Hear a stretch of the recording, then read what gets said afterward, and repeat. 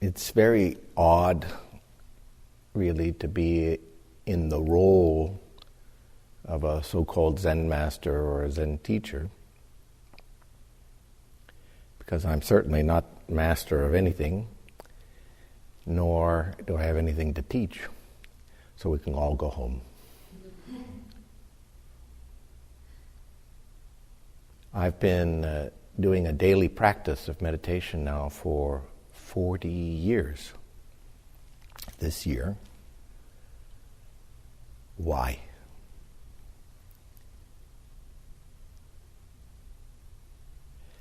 At the surface of our experience of self, we're full of thoughts and feelings and sensations, and as corporeal beings, we all have instincts of survival that manifest in various ways. For example, do we have enough? And maybe we need a little more. Where am I going to find my next meal? Or how am I going to be able to procreate? Or how am I going to have more territory or status or rank or position? Because that will give me a more secure feeling. And the higher I am in the pack, the more powerful I may feel, and the more secure I may feel. And we're all driven by these very primitive instincts that in humans appear as predispositions, but they're still very, very strong. And there's certainly nothing wrong with being a corporeal being limited to this dimension of experience called survival. The problem is that as human beings, we clearly realize all of our survival instincts to have enough and a little more and are going to fail. We'll never be fundamentally secure. We can't prevent sickness, old age, or death.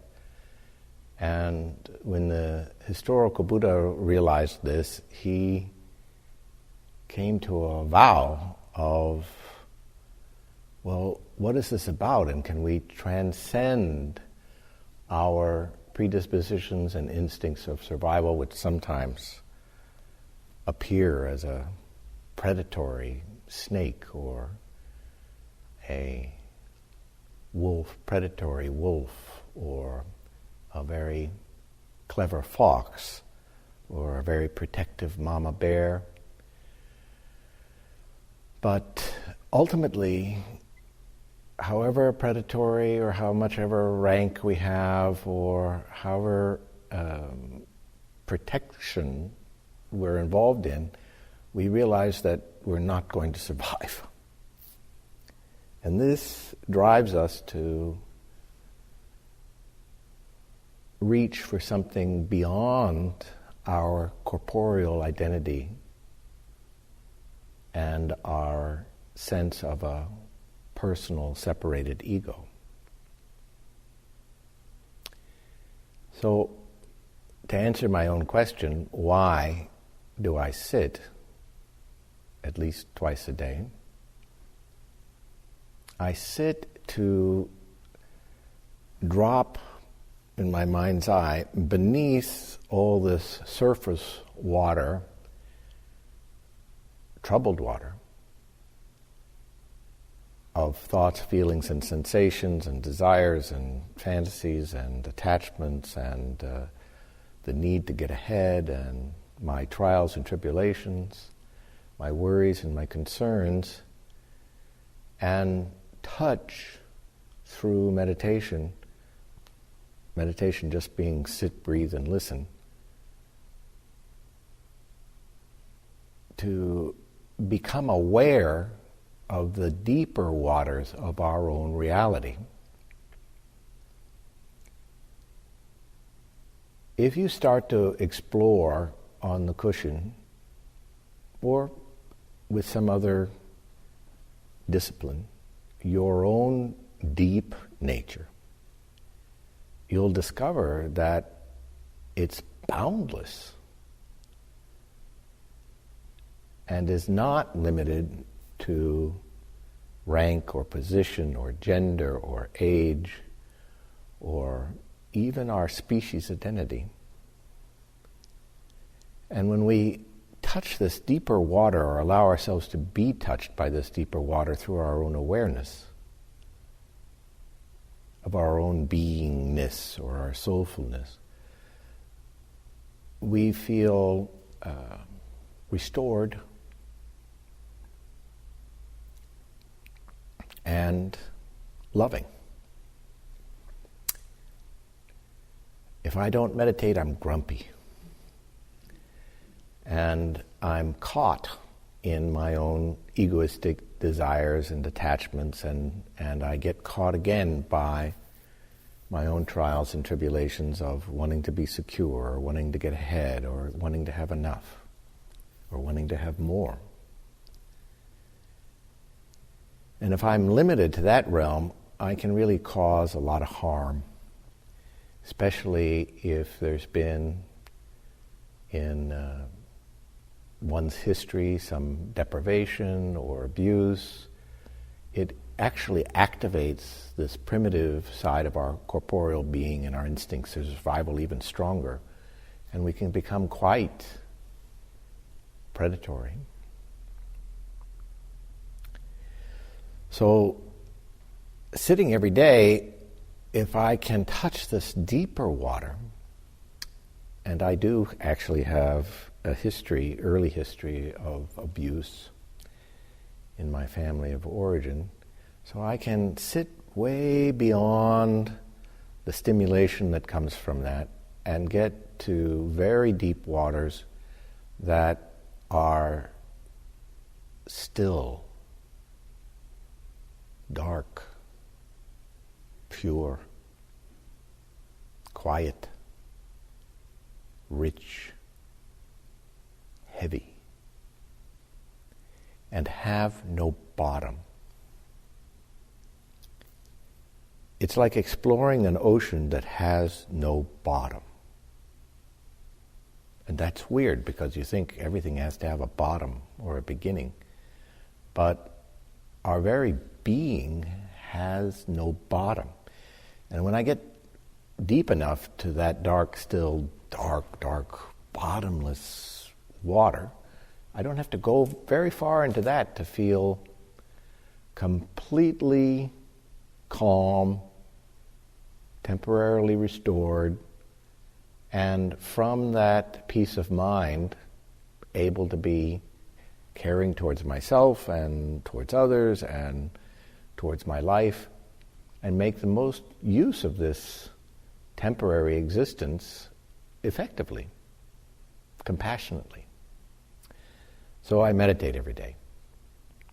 And I suppose that I'm a teacher in the sense that I meditate every day. And that I have this very simple message that we are more than our corporeal instincts of survival, and that when we touch that more, we're restored and we come to a peace of mind and loving action. That's it. And it's so obvious in some ways that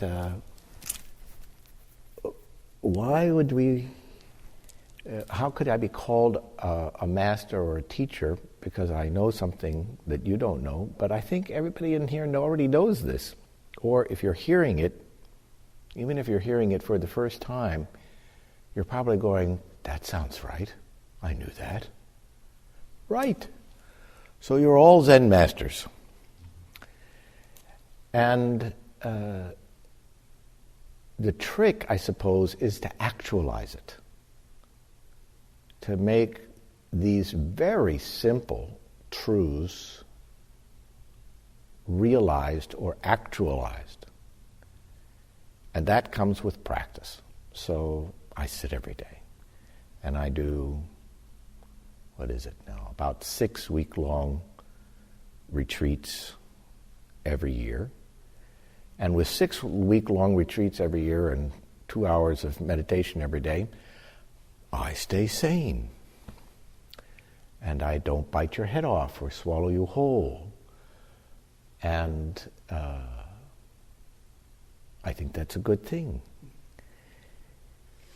I know that if I didn't have all this meditation going for me, with my personal history, I'd either have killed myself or be some sociopathic nut. And I don't think that sounds very kind or useful. So I do all this meditation. Let's go back to what do I do when I'm sitting? Because if I'm to the extent that I can have something to teach, I have to base it entirely, and genuinely on my own experience. When I sit, I have the sense of planting my tailbone deep into the earth like it's a tap root. It is a tap root.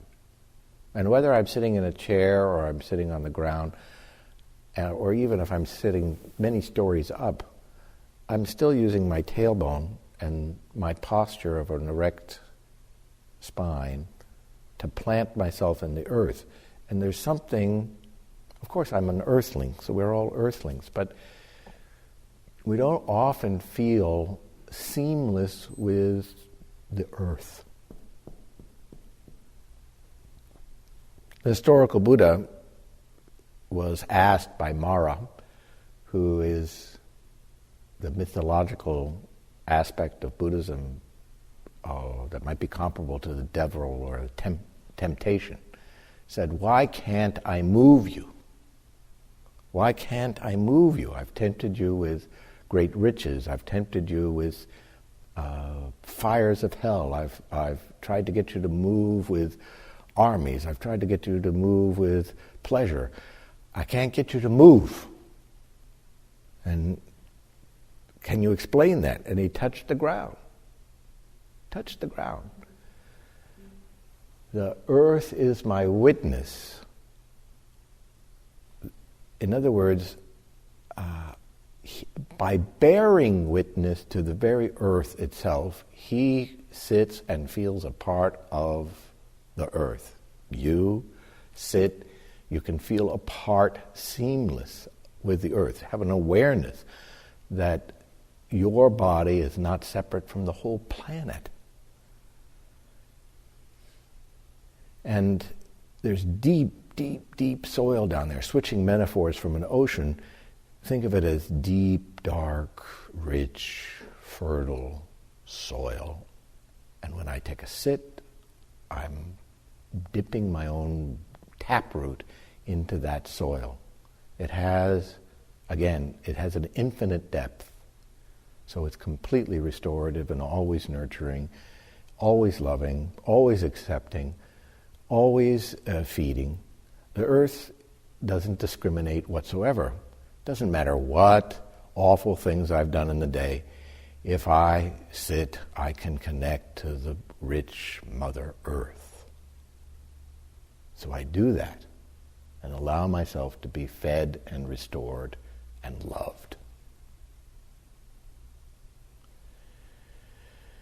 It clears out, it's in a way, the deep dark water, switching metaphors, or the deep dark earth is so vast that it clears out all my so-called suffering.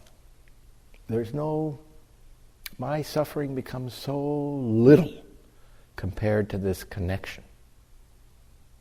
So it's not like it disappears, but it gets so dwarfed that I can see around it, see through it, or it literally falls apart. And I'm temporarily, completely free of suffering.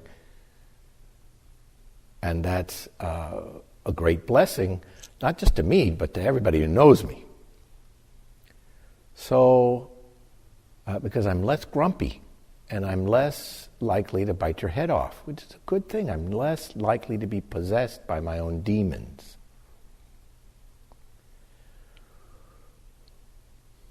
You know, when we sit, you often see people having their hands in this posture, right palm, left palm on top, thumbs touching gently at their tips in an oval. You've heard maybe an old kind of folk song, you've got the whole world in your hands. But when I sit, it's not that I got the whole world in my hands, I've got the whole universe in my hands. If I'm sitting deep enough in this deep, rich earth, or deep, dark, still ocean, bottomless, then my hands, right here in my own center of gravity, seem to encompass or embrace, first of all, this room and everybody in it. That's a nice thing. I get to hold and embrace and be with everyone in this room. But it gets larger than that. I can, if I sit deep enough, and I would say long enough, but it doesn't take very many breaths. After 40 years, it doesn't take very many breaths, to sit so that I'm holding the whole earth. I'm holding the whole earth, and this is called the Bodhisattva view. I'm holding all of the suffering, all of the craziness, all of the climate change, all of the environmental raping, all of the savagery, all of the glory, all of the joy, all of the birth, all of the death going on in the whole planet. It's like I've got an orbital view. And astronauts, many astronauts, have claimed that they've had a spiritual awakening by seeing the whole planet, getting up there high enough to see the curvature of the earth, and those who went off to the moon to see the whole planet. It's a religious experience. And when I sit, I can be in orbit, seeing the whole planet, accepting the whole planet, loving the whole planet, even for a few breaths, even for one breath. It's wonderful. So I keep sitting every day. Science tells us that we're just one star out of maybe 2 billion in our 200 billion in our Milky Way galaxy. It may have more or less than that, I don't know. Big place. 100 or 200 billion stars in our galaxy, our sun just being one little rather mediocre average star. Trillions of planets. I can sit here and hold the whole Milky Way galaxy in my hands.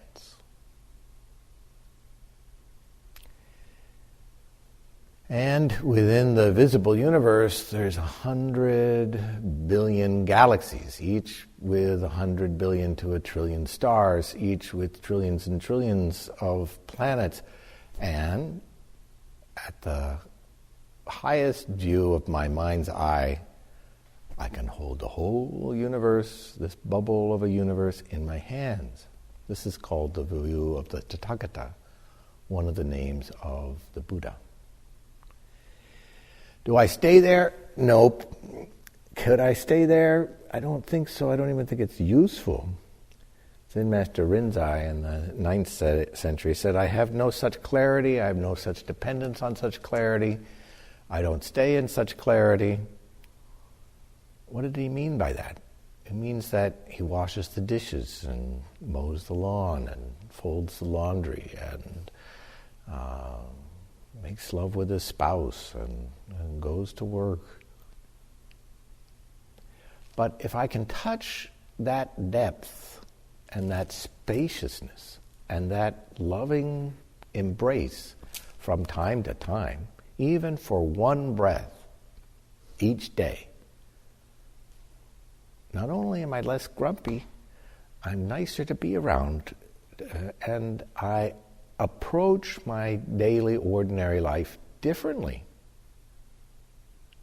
with, we say, more equanimity, more peace of mind, more groundedness, more centeredness, more acceptance, more spontaneity. I can't be afraid when I'm in touch with such vastness. I cannot possibly be afraid. So all of my fear disappears. Does it come back? Yes. Do my instincts of survival go anywhere? No. Do I sometimes get caught in my predatory or clever or even puppy-like nature? Yeah, sometimes I get caught in it. Not a problem, because every day I sit, get to something so much more vast. I have no idea what it is, but I know that it's vast beyond measure. I have no way to conceptualize it. All I can say it's the deep, dark earth, or I can say it's the deep, bottomless ocean. That's the best I can do. But I don't really know what it is. And it has no beginning or end. I feel somehow confident of that. It has no bottom. I have to feel somehow confident of that. I have no understanding of why it's here.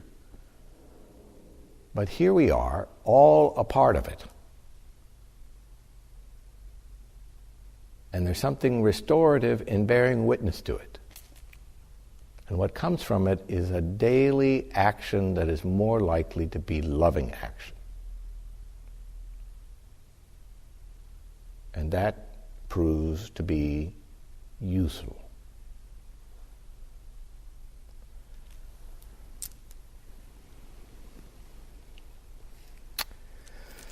As I say, we say there's nothing to attain, and therefore if there's nothing to attain, there's nothing to teach.